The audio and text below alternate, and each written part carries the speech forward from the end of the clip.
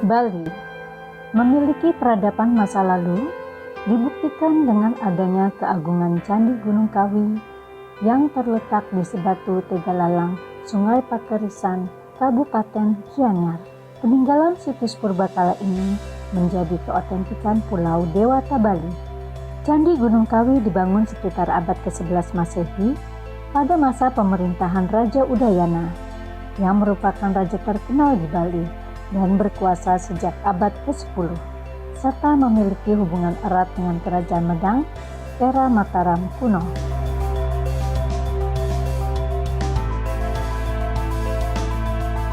Bila berada di kawasan kompleks percandian, dapat dirasakan keseimbangan alamnya. Suasana asli dan sejuk, di antaranya rimbunan pepohonan dan juga gemericik air. Harmonisasi tercipta karena candi ini dibangun lengkap dengan kolam pemandian serta pancuran air, dan di setiap kolamnya yang jernih, kita dapat melihat habitat ikan-ikan berenang dengan damai. Kawasan candi ini sangat dilindungi dan dikeramatkan oleh masyarakat Bali. Situs purbakala yang ditemukan pada tahun 1920 oleh Belanda ini merupakan candi dari batu cadas yang dipahat di dinding tebing Sungai Pakerisan. Candi Gunung Kawi itu sendiri memiliki arti candi yang dipahat di atas gunung dan terdiri dari dua kelompok percandian saling berhadapan, dipisahkan oleh aliran Sungai Pakerisan yang memisahkan dua kawasan candi. Candi pertama berjumlah 4 buah di sebelah barat, sungai menghadap ke timur, sedangkan candi kedua berjumlah 5 buah terletak di sebelah timur sungai menghadap ke barat.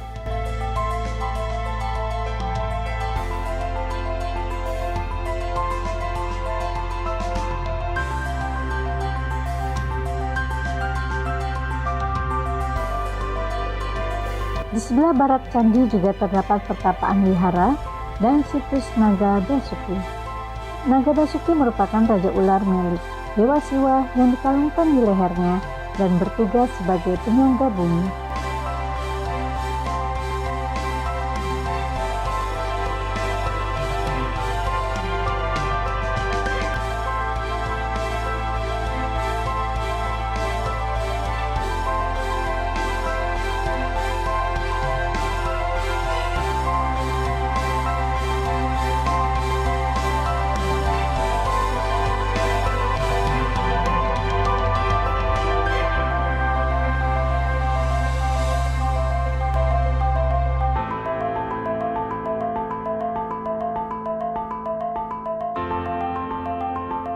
Salah satu pura tempat bersemayamnya Dewa Siwa adalah Pura Pusaring Jagat. Dewa Siwa adalah salah satu dewa timur di agama Hindu selain Brahma dan Wisnu, dan selalu dipuja di pura-pura dalam. Secara harafiah, Pura Pusaring Jagat memiliki arti pusat dunia dan termasuk pura kayangan yang posisinya berada di tengah-tengah, bermakna stana kediaman Dewa Siwa yang diyakini sebagai awal mula kehidupan dan peradaban dunia maupun pusat semesta. Pura Pusaring Jagat terletak di Desa Pejeng, Gianyar. Daerah ini juga disebut-sebut sebagai pusat kerajaan Bali kuno.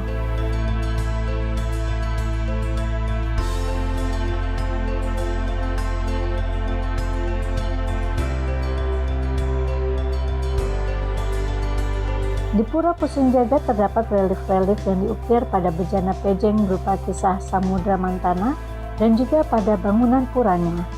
Relief menggambarkan latar hutan dengan flora yang lebat dikelilingi laut, beserta naga yang membelit dan juga ular sebagai penjaga pura.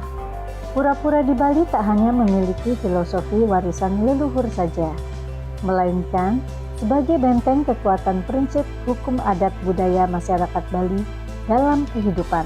Pura-pura di Bali merefleksikan pancaran aura kewibawaan, kecerdasan mental dan spiritual, maupun karisma masyarakat Bali yang dikenal dengan taksu. Taksu tersebut adalah sifat yang dibawa sejak lahir, agar masyarakat Bali wajib melakukan perbuatan-perbuatan yang tidak melenceng dari ajaran Dharma. Raja-raja di Bali menjaga ajaran Dharma tersebut sehingga selain memiliki pancaran karakter jati diri yang kuat, juga menjadi panutan rakyatnya dalam menjalankan Dharma tersebut. Pura itu berasal dari bahasa Sanskerta, artinya pur, itu artinya benteng. Jadi disinilah benteng kekuatan masyarakat adat itu di Bali untuk membina bagaimana menjadi warga negara yang baik, bagaimana menjadi warga Banjar yang baik, dan bagaimana mengaplikasikan konsep Sri Hita Karana tadi. Hubungan manusia dengan Tuhan harus baik, hubungan manusia dengan lingkungan harus baik, dan hubungan manusia dengan manusia yang lainnya juga harus tetap baik.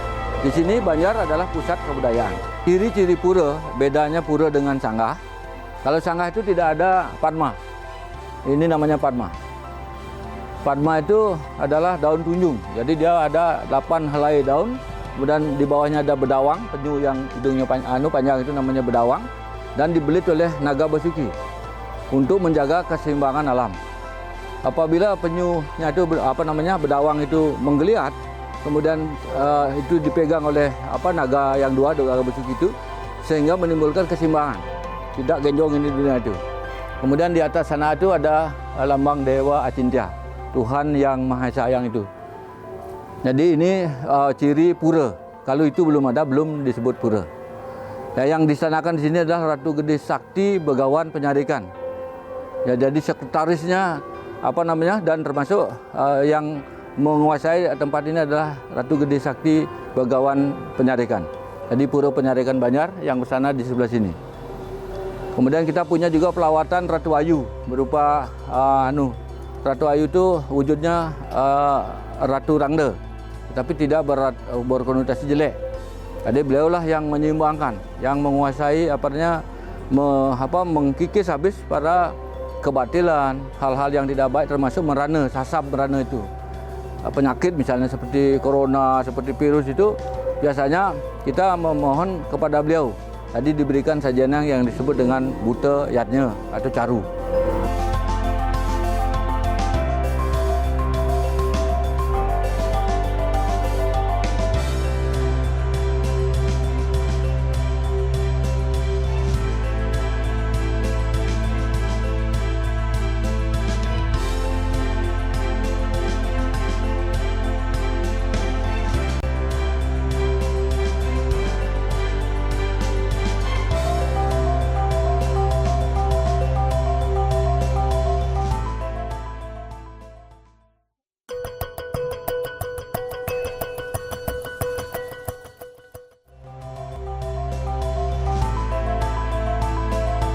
Monumen Bajra Sandi merupakan penghormatan dan peringatan perjuangan rakyat Bali, dibangun menyerupai genta pendeta Hindu yang megah dan otentik, melambangkan semangat masyarakat Bali dalam mempertahankan keutuhan Negara Kesatuan Republik Indonesia. Monumen ini dibangun mulai tahun 1981 oleh seorang arsitektur bernama Insinyur Ida Bagus Gede Yatnya. Pembangunannya sempat terhenti, kemudian dilanjutkan tahun 1987, lalu diresmikan tanggal 14 Juni tahun 2003 oleh Presiden Megawati Soekarno Putri dengan tujuan untuk menghormati semangat perjuangan dan pengabdian rakyat Bali. Dengan demikian, sejarah perjuangan leluhur dan budaya Bali dapat terus digali, dirawat, dikembangkan, dan diwariskan kepada generasi penerus selanjutnya.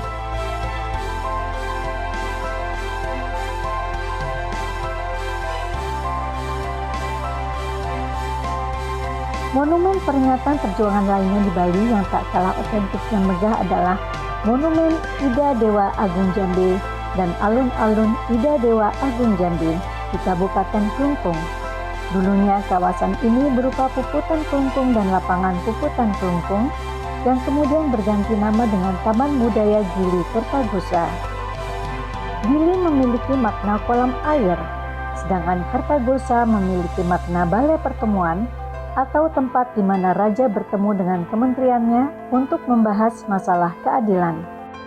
Kawasan ini dibangun oleh Raja Klungkung yang pertama, yaitu Raja Ida Dewa Agung Jambe I pada abad ke-17, dan daerah ini juga disebut dengan Keraton Semarapura, kemudian mengalami kehancuran pada tahun 1908 oleh penjajahan Belanda. Monumen dan kawasan Gili Kertagosa dilestarikan untuk memperingati perjuangan Raja Ida Dewa Agung Jambi II dan rakyat Bali dalam melawan penjajahan Belanda. Beberapa bangunannya yang masih bertahan dari kehancuran perang antara lain Pavilion Kertagosa, Balai Kembang Kertagosa, dan Kori Balai Kembang Kertagosa yang mirip gapura sebagai pintu masuk menuju keraton atau istana raja. Gapura tersebut masih berdiri kokoh dan menjadi saksi bisu keberanian perlawanan Bali dalam mempertahankan tanah leluhur Klungkung dari penjajah. Klungkung kecil tapi bagaikan magnet. Nah, tentu dengan berbagai peninggalan-peninggalan sejarah yang ada, sehingga nantinya generasi penerus kami bisa menikmati, bisa menjaga, bisa merawat, bisa mengembangkan. Ya, semua budaya-budaya itu menjadi kekuatan yang nantinya menjadi pemersatu kami yang ada di Klungkung. Yang terkait dengan kami di bidang seni, yang membidangi seni dan budaya, khususnya cagar budaya, upaya kita untuk menetapkan cagar budaya khususnya Kertagosa, yaitu Museum Semarajaya, Pemendalagung, yaitu Gua Jepang, Pura Dasar Gel-Gel, dan yang lainnya. Kami dari pemerintah Kabupaten Klungkung, khususnya dalam upaya melestarikan kebudayaan kami di Kabupaten Klungkung, kita sudah berupaya semaksimal mungkin untuk berkoordinasi dengan semua lapisan, dengan stakeholder dalam upaya tetap lestarinya budaya Kabupaten Klungkung. Warisan perjuangan dan peradaban budaya kerajaan di Klungkung dapat dilihat di Museum Semarajaya yang letaknya masih berada dalam kawasan Taman Gili Kertagosa. Museum ini didirikan untuk mengenang peristiwa bersejarah Perang Puputan Bali yang terjadi pada tanggal 28 April 1908 hingga menewaskan Raja Ida Dewa Agung Gede Jambi II beserta putranya yang berusia 15 tahun dan juga para menteri serta rakyat Bali. Dulunya bangunan ini adalah peninggalan Belanda yang difungsikan sebagai sekolah Mulo, yaitu sekolah menengah tingkat pertama ala Belanda. Di dalam museum ini, kita dapat melihat lukisan peristiwa Perang Puputan Bali yang memilukan bila melihatnya.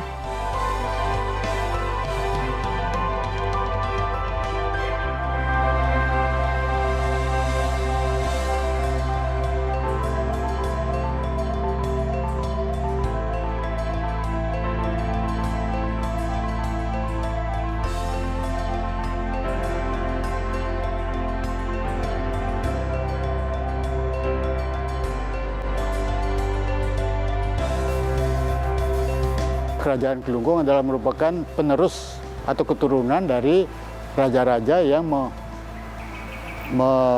mengkoordinat Bali, Pulau Bali. Jadi kalau yang lain-lain itu kan setempat-setempat ya. Tapi kalau Klungkung dari Samprangan itu secara administratif untuk Bali, kemudian di Gel-Gel juga untuk Bali. Jadi itu khasnya. Di samping khasnya itu adalah keluarga kami itu berasal dari pendeta. Kalau yang lain semua berasal dari Arya, keturunannya Airlangga. Kalau kami keturunannya dari Empu Berada.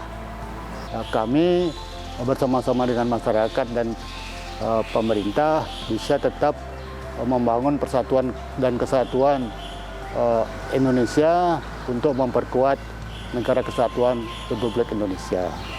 Juga kami berharap agar kami bisa terus bermitra dengan dan bersinergi dengan pemerintah untuk membangun dan memajukan daerah agar bisa seimbang dengan daerah lain.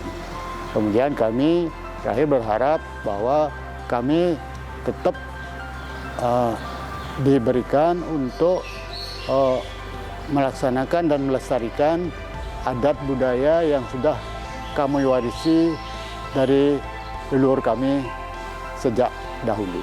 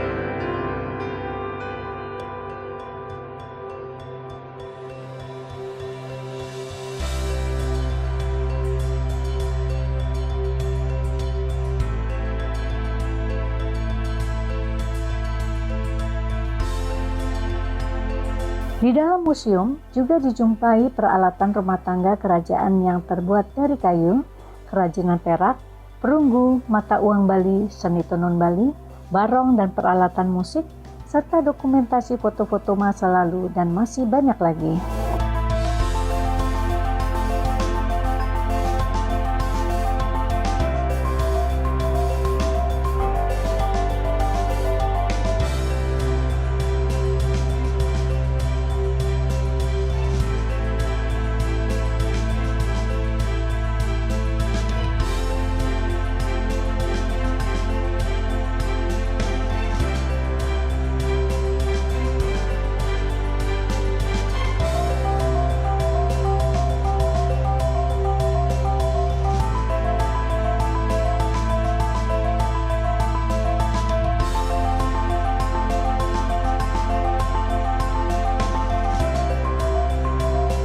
Di sisi lain ruangan museum, tak kalah penting adalah ruang galeri lukisan dan patung karya pelukis Italia ternama bernama Emilio Ambron. Karyanya begitu natural dan hidup, mengekspresikan kekagumannya dengan suasana kehidupan di Bali maupun gadis-gadis Bali. Ada sekitar 69 lukisan dari Emilio di museum ini yang ia sumbangkan ke museum, hasil dari karyanya selama tinggal di Bali antara tahun 1938 sampai 1942.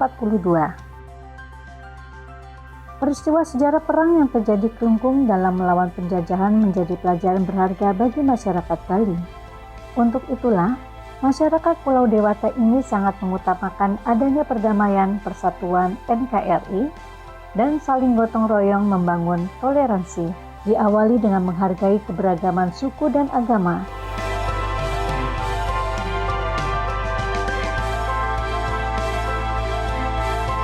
Jadi kami di Kelungkung ada namanya konsep toleransi, tatwamasi, aku adalah kamu, kamu adalah aku.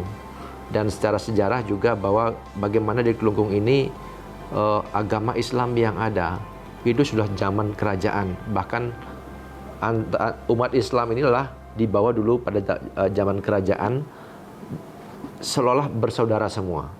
Mereka bagian daripada negara kita semua. Nah, yang menyebabkan kehidupan antara semua umat yang ada di Kelungkung ini benar-benar bisa berdampingan. Nah, ini tentu saya merasa bersyukur ya, karena untuk meneruskan kerukunan itu maka saya pun setiap hari raya Idul Fitri, kemudian buka puasa bersama, kemudian hari Natal dan hari-hari lainnya, saya selalu hadir di tengah-tengah umat yang lain. Ya, termasuk kalau di Islam, saya buka puasa bersama, keliling di mana ada kampung saya ikut bersama-sama. Nah, itulah yang menyebabkan di Kelungkung ini kerukunan antar umat beragama, tentu di bawah kendali juga FKUB, ya, berjalan dengan baik. Bahkan saking rukunnya di Kelungkung ini, kita kemarin dianugerahi penganugerahan Harmony Award. Artinya apa? Bahwa Kabupaten Kelungkung ini tetap bisa rukun dengan saudara-saudaranya, ya, umat apapun juga, ya, agamanya apapun juga, itu selalu rukun. Nah, tentu ini bisa terjadi karena kita di Kelungkung ini mempunyai satu spirit. Ya, saya bilang kemarin ada spirit namanya spirit Gemasanti itu. Ya, kalau saya bilang salam Gemasanti, semua bilang damai gitu kan. Artinya apa? Bahwa kedamaian itulah modal yang paling besar untuk kita membangun. Dan spirit Gemasanti ini yang singkatan suara-suara kedamaian itu wajib dilakukan oleh semua warga Kelungkung. Wajib semua melakukan dan berupaya untuk membuat situasi damai. Dan akronimnya adalah Gemasanti itu Gerakan Masyarakat Santun dan Inovatif.